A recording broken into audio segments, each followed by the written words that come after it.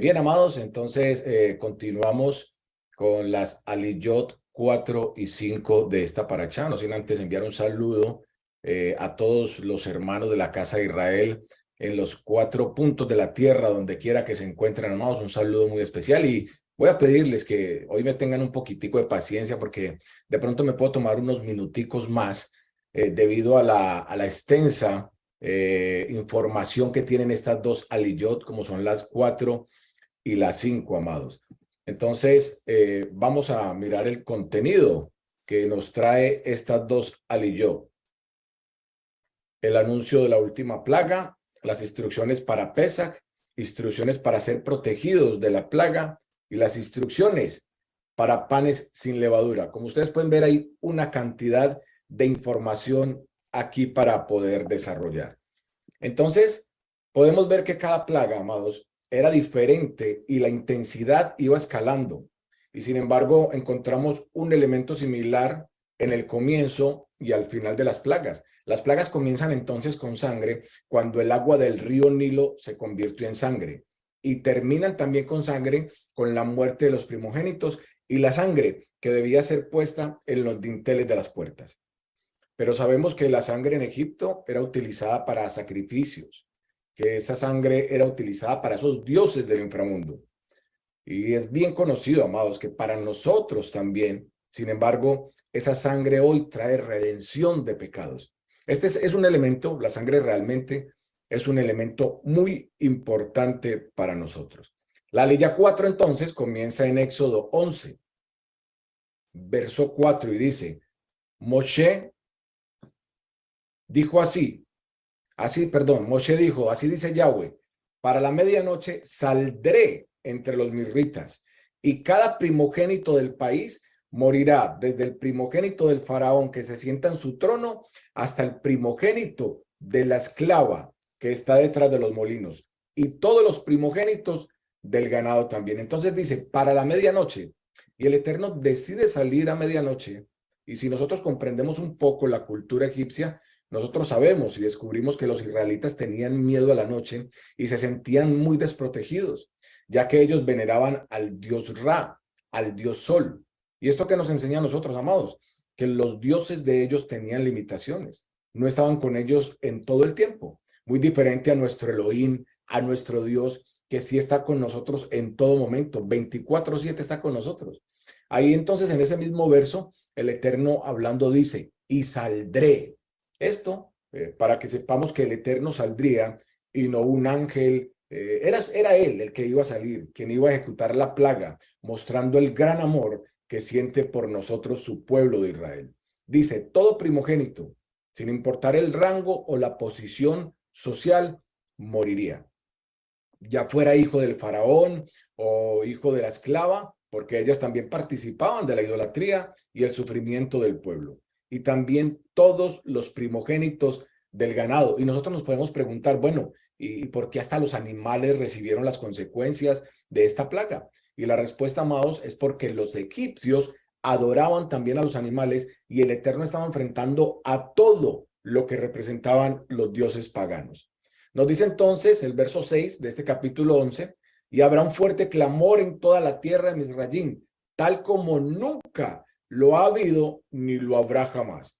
Entonces los gritos, los llantos, los alaridos serían intensos, serían fuertes. Era una calamidad de una magnitud gigante, amados, como nunca lo había habido ni lo habrá jamás. La mortandad fue grande y el llanto tuvo que ser desgarrador. Hay una profecía que se encuentra en Isaías 19:22, donde dice, y el Eterno herirá a Egipto, herirá pero sanará, y ellos volverán al Eterno, y él les responderá y los sanará también.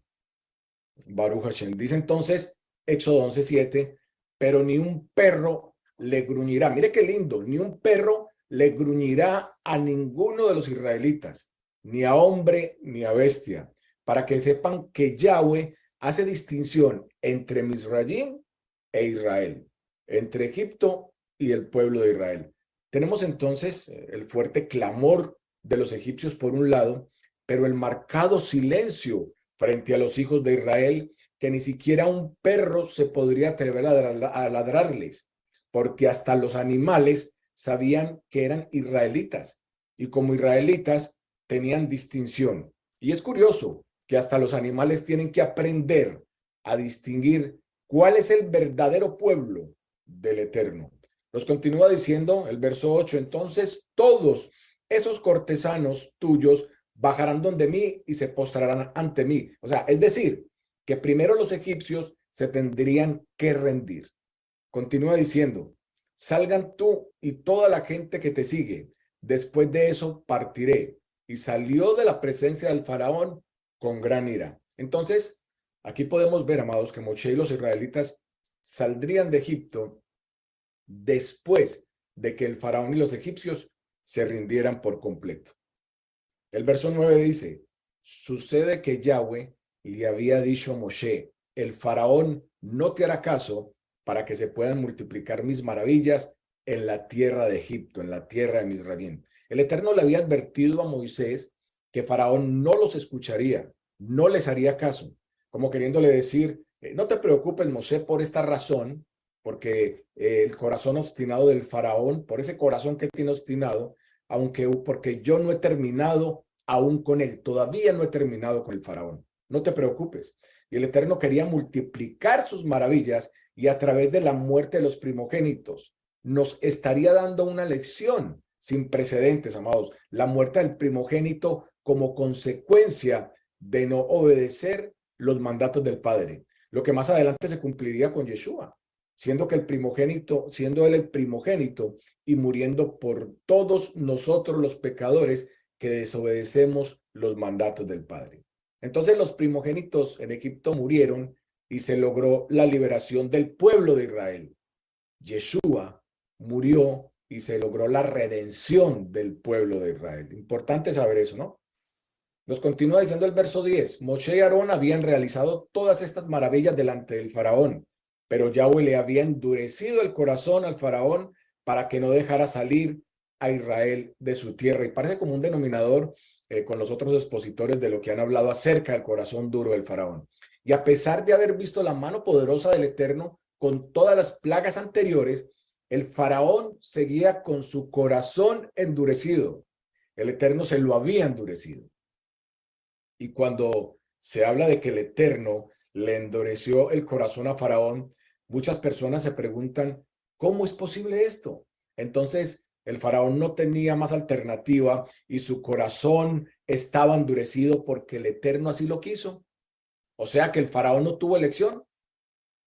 Realmente a lo que esto se refiere es que el Eterno conocía lo que había en el corazón del Faraón y el Eterno simplemente reforzó o intensificó lo que había en el corazón del Faraón. Recordemos que con el Eterno no hay puntos medios, amados. O estás con él o estás en contra de él. O eres frío o eres caliente, pero no tibio, porque dicen las escrituras que te vomitará de la boca. Así es que si el Faraón tenía maldad y orgullo en su corazón, pues el Eterno lo intensificó y le dio más dureza en su corazón para mostrar todas sus maravillas. El verso 11 nos dice, así es como lo comerán, con su cintura ceñida, sus sandalias en sus pies y su bastón en su mano, y lo comerán deprisa. Es una ofrenda de Pesaj para Yahweh. Ellos deberían estar listos para salir en cualquier momento, de inmediato. Y por eso es que cuando vamos entonces al capítulo 12, amados, la palabra de Pesaj significa pasar por alto como recordatorio de que cuando el Eterno causó la muerte de los primogénitos de Egipto, tuvo misericordia de los primogénitos del pueblo de Israel, pasándoles por alto. Dice entonces el verso 12, el capítulo 12, verso 1 y 2, que Yahweh les dijo a Moshe y Aarón en la tierra de Misraim, este mes, importante, marcará para ustedes el principio de los meses. Será el primero de los meses del año para ustedes. Entonces conocemos que un mes inicia con la luna nueva y en hebreo es el Rosh Hodés. Este mes marcará para ustedes el principio de los meses. Este es el primer precepto, amados, que le transmite al pueblo de Israel y que es muy significativo. ¿Por qué? Porque el Rosh Hodés es de tal importancia que sin Rosh Hodés no hay calendario y sin calendario no hay festividades. Entonces ahora muchos enfatizaban en que solo el Beit Din, o sea, la corte rabínica, puede proclamar cuándo es Rosh Hodés, después de que en Jerusalén 2 testigos hayan observado que la luna se hizo visible. Luego estos son interrogados por la corte rabínica nuevamente de manera separada y con preguntas como ¿en qué posición viste la luna? ¿Estaba al norte o estaba al sur? ¿O a qué altura estaba? ¿Verdad? Y este es un precepto que no puede cumplirse en nuestros tiempos en el día de hoy con total exactitud, ya que ni siquiera hay templo para hacer el sacrificio.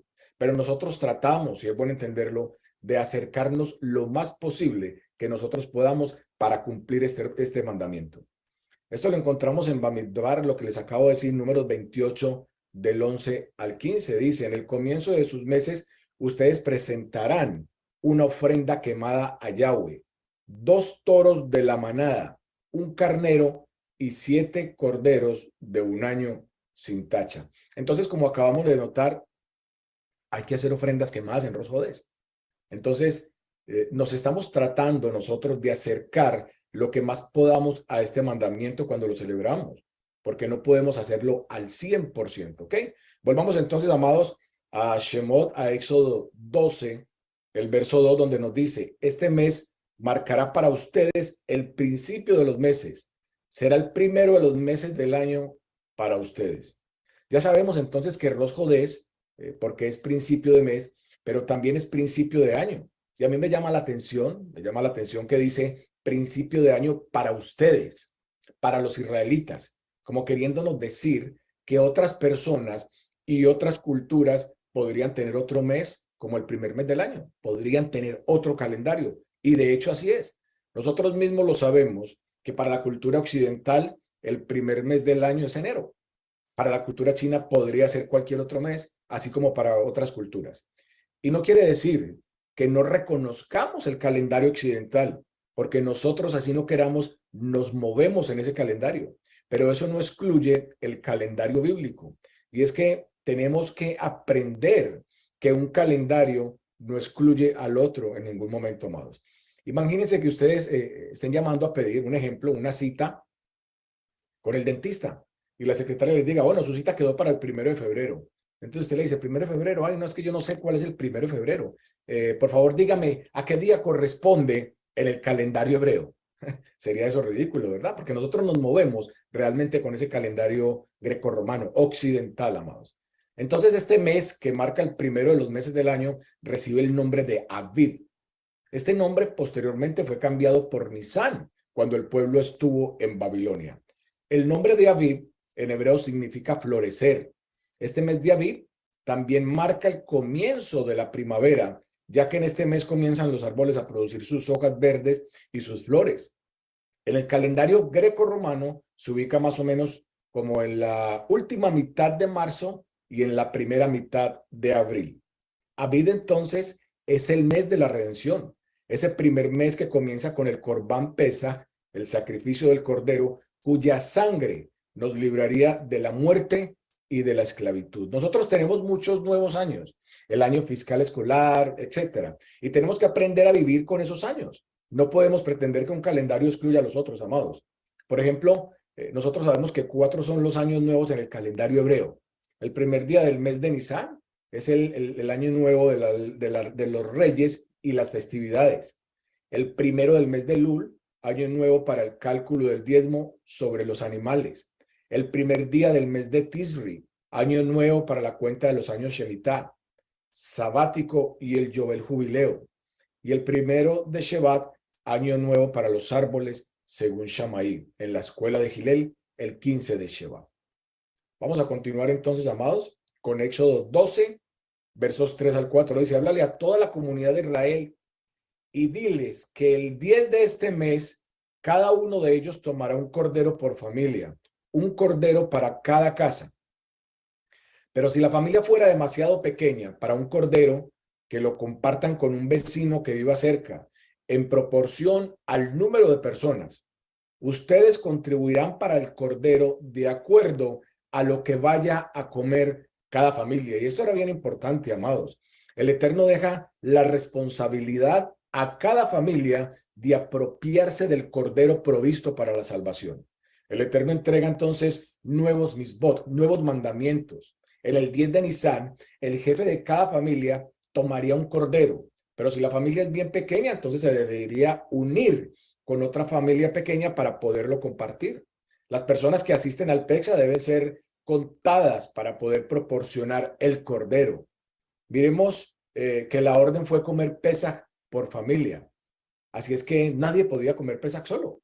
Si estaba solo, tendría que unirse a otra familia israelita para poderlo celebrar. Este cordero debe comerse en Jerusalén, en la ciudad santa, no en cualquier otro lugar, amados. Y esto lo podemos comprobar nosotros en Deuteronomio, en Devarim 16, del 5 al 6, cuando nos dice: no se te permite inmolar el Pesaj en cualquiera de las poblaciones que Yahweh Elohim te está dando, sino que en el lugar donde Yahweh tu Elohim escoja establecer su nombre. Allí solamente inmolarás el Pesaj por la tarde, al ponerse el sol, en el tiempo en que saliste de Misrayim, en el tiempo en el que saliste de Egipto. Continuemos entonces, amados, en Éxodo capítulo 12, en los versos 5 y 6, dice: su cordero será sin mancha, macho y tierno. Puedes tomarlo de las ovejas o de las cabras. Lo vigilarás hasta el día 14 de este mes, y toda la comunidad del pueblo de Israel, toda la comunidad del pueblo de Israel lo inmolará entre las 2 tardes. Un cordero macho, amados, sin defecto, en su primer año. Proféticamente sabemos que tenía que ser macho para simbolizar un varón y sin defecto para simbolizar a nuestro Adón Yeshua HaMashiach, el varón perfecto. Debe entonces ser examinado por 4 días y determinar si es apto para ser corbán o no.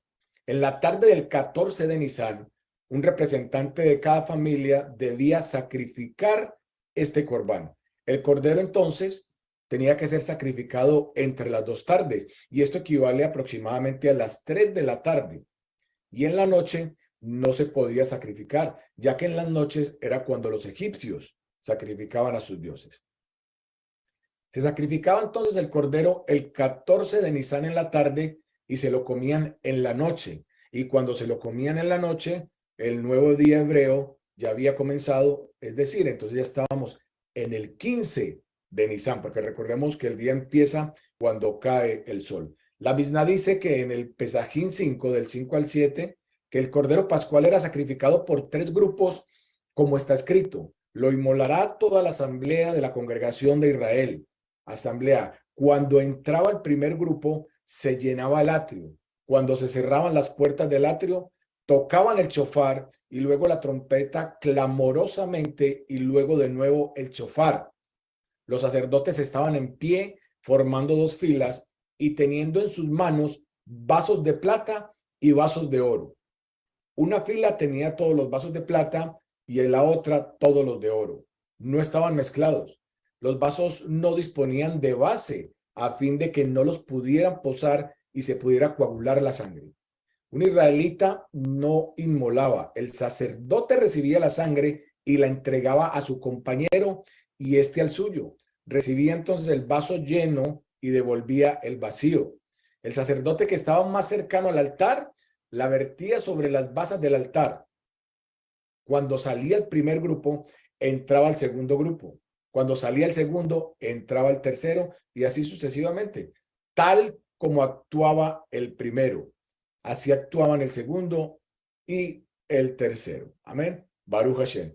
Esto se cumplió entonces cuando el Mesías fue entregado a la muerte por 3 grupos representativos de todo Israel. Según Lucas 23:13, donde está escrito, amados, vamos a leerlo allí, dice: entonces Pilato convocó a los 3 principales sacerdotes, a los magistrados y al pueblo.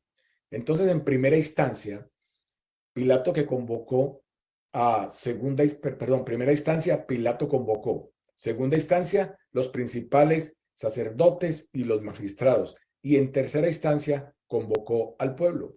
Y esto también lo encontramos evidenciado en Hebreos 4, del 27 al 28, y usted puede ir allí para que lo lea en casa, amados. Avancemos entonces. Nos dice Éxodo verso 7 del capítulo 12, y tomarán un poco de la sangre y la pondrán en los dos postes de la puerta y en el dintel de la casa donde habrán de comerlo. Entonces, después de sacrificar el Corbán Pesaj, deberían colocar su sangre sobre las jambas de las puertas y los dinteles de la casa donde el Corbán Pesaj sería comido. El nombre de este sacrificio sería Corbán Pesaj, que significa pasar sobre las casas de los hijos de Israel al ver la sangre sobre sus jambas y dinteles de las puertas. Y el Eterno protegería entonces a sus primogénitos de Israel de la muerte cuando los egipcios estuvieran siendo castigados.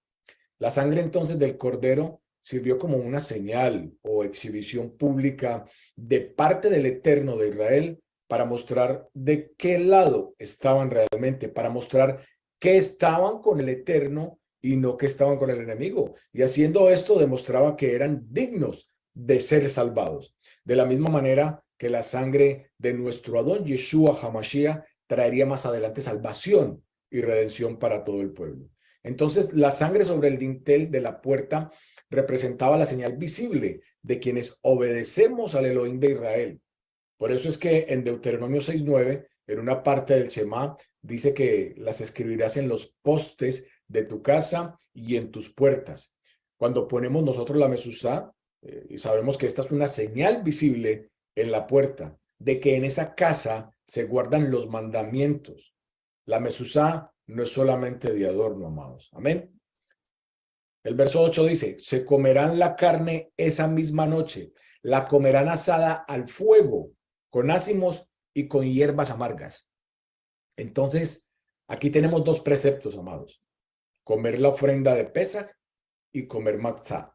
Y estos preceptos son independientes. De esta manera, por ejemplo, si no se puede comer la ofrenda de Pesaj porque el pueblo está en exilio, por lo menos puede cumplir con el precepto de comer el matzá. El Eterno ordenó que la carne del cordero sería comida en la noche, es decir, ya el 15 de Nisan, como lo explicamos ahora.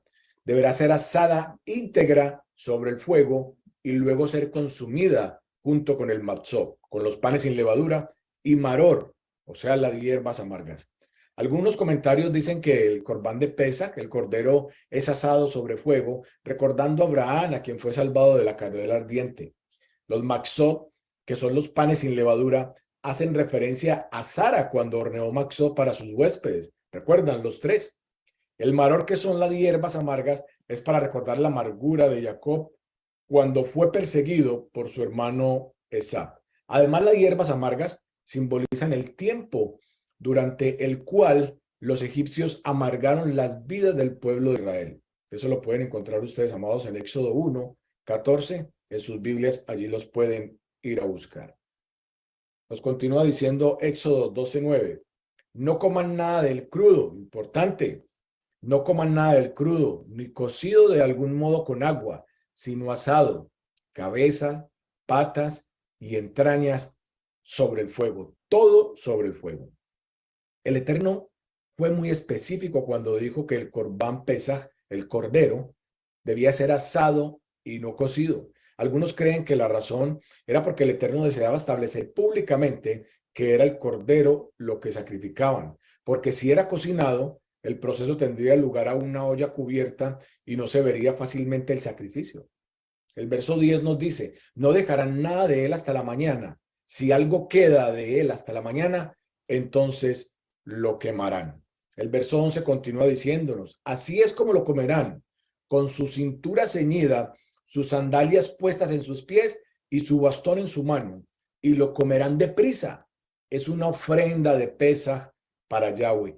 Toda ella, amados, toda ella deberá ser comida antes del amanecer. Y si alguna parte del sacrificio es dejada sin terminar, entonces debía ser quemada en la mañana. Ustedes la comerán deprisa luego de completar su comida, preparados para la acción, para salir de inmediato, amados, con la sandalia, los zapatos puestos y el bastón en su mano para salir en cualquier momento. El verso 12 nos continúa diciendo, porque esa noche yo pasaré.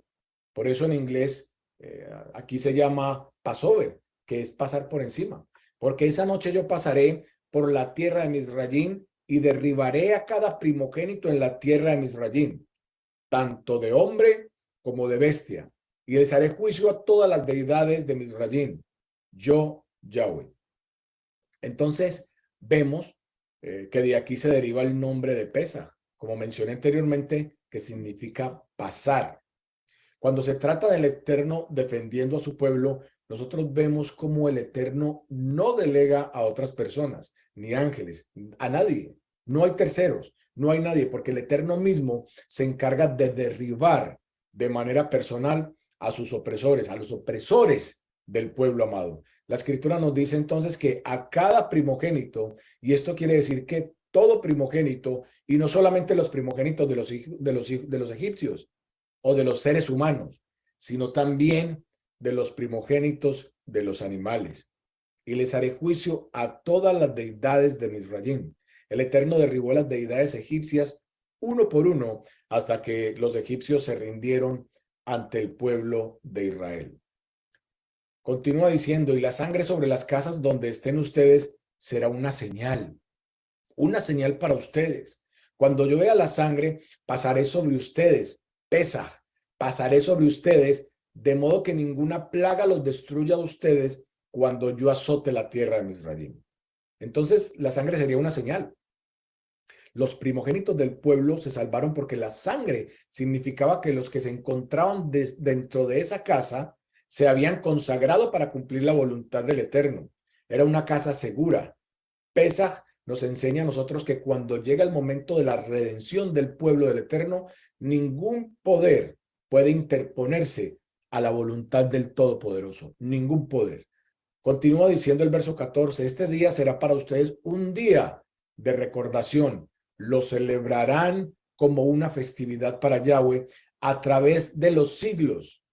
Lo celebrarán como una institución para todos los tiempos. Y es bueno aclarar que cuando dice para todos los tiempos o por todos los siglos, es porque es para siempre, amados. Es para siempre. Nos dice entonces, aquí nos muestra entonces el mandamiento de los panes sin levadura. Dice el verso 15, 7 días comerán ácimos. En el mismo primer día eliminarán la levadura de sus casas, porque cualquiera que coma leudado desde el primer día hasta el séptimo día, esa persona será cortada de Israel. El verso 15, amados, nos insta entonces a comer panes sin levadura, panes ácimos por 7 días. De igual manera que nos deja clara cuál es la consecuencia de nosotros no hacerlo. Esa persona sería cortada de la casa de Israel. Si ahora somos ese olivo, amados, silvestre que fue injertado en el olivo natural, pues lo más lógico es que nosotros no queramos ser cortados de allí. Ninguna persona con sentido común quisiera ese castigo, ¿verdad? La persona debe ser consciente de estar guardando las indicaciones de panes sin levadura de manera voluntaria. Óigame bien, de manera voluntaria. Pero si una persona no sabe que lo que está haciendo es prohibido o si es forzada, entonces la persona no incurre en caret. ¿Qué es caret? O sea, que en ser cortada del pueblo. Pero nosotros que ya conocemos qué es lo que debemos hacer, no podemos negarnos a este mandamiento porque nosotros sí seremos entonces cortados de la casa de Israel. El verso 16 nos dice a nosotros, celebrarán una ocasión sagrada en el primer día y otra ocasión sagrada en el séptimo día. Ningún trabajo se hará en ellos, solo que cada persona vaya a comer, eso solamente podrá prepararse. Entonces, está permitido preparar comidas en Pesaj, la comida que se vayan a comer. Es decir, está permitido cocinar lo necesario sin excederse. Esto es diferente a la prohibición de Yom Kippur, que nosotros sabemos y debemos recordar que debemos es ayunar. Ahí nos manda el no comer, ahí nos manda es ayunar. Nos dice el verso 17, observarán los ácimos, porque en este mismo día saqué a tus ejércitos de la tierra de Misrayim. Observarán este día a través de los siglos como una institución perpetua. Lo estábamos diciendo ahora, perpetua. Observarán los ácimos. El mapsó debe ser cuidado desde que se está elaborando, ya que la humedad puede hacer que la masa se leude. También vemos entonces la observancia nuevamente, amados, de que es, mire, cuando dice que es perpetua, es porque no está abolida, ¿ok? No está abolida en ningún momento. Nos continúa diciendo, en el primer mes, desde el día 14 del mes por la tarde, comerás ácimo hasta el día 21 del mes por la tarde. Ninguna levadura se hallará en sus casas por 7 días, porque cualquiera que coma algo leudado, esa persona será cortada de la comunidad de Israel, sea un extranjero o un ciudadano del país. No comerás nada leudado, en todos tus asentamientos comerás ácimo. Entonces, miremos, en adición a las leyes del Corbán Pesaj, el Eterno dio instrucciones de que el pueblo de Israel tendría que quitar todo hametz, o sea, toda levadura de sus casas y mantenerla fuera de sus casas por 7 días consecutivos. Estos preceptos deben cumplirlos todos los que decimos guardar Torah, amados, sin excepción. La levadura simboliza el pecado. Entonces, vigilemos que las enseñanzas que nosotros estemos recibiendo no estén leudadas, amados. Hay que tener mucho cuidado con ese pan espiritual del cual nosotros nos estamos alimentando. Y principalmente, casa de Israel, amados, la levadura que hay en nuestros corazones. Esa es la más importante. Dice Éxodo 12:21, Moshe entonces convocó a todos los ancianos de Israel y les dijo, vayan y escojan corderos para sus familias y sacrifiquen la ofrenda de Pesaj. Entonces, siempre relacionamos la fe con otros versos bíblicos, pero en Éxodo 12:21 vemos un acto de fe de los más importantes de la historia, amados, el cual nosotros podemos corroborar en Hebreos 11:28. Y ahí sí quiero que lo leamos. Dice, por la fe celebró el Pesaj y el rociamiento de la sangre para que el destructor de los primogénitos no los tocare a ellos. La celebración de la fiesta con el Pesaj fue una obra de fe, porque antes de salir, los hijos de Israel ya estaban celebrando su libertad. La fe hablaba entonces y actuaba según las cosas que no son, como si fueran y así sucedieran. Nos continúa diciendo, amados, el verso 22, tomen un manojo de hisopo, empápenlo en la sangre que tendrán en las vasijas y apliquen un poco de la sangre que tengan en las vasijas sobre el dintel y sobre los dos postes.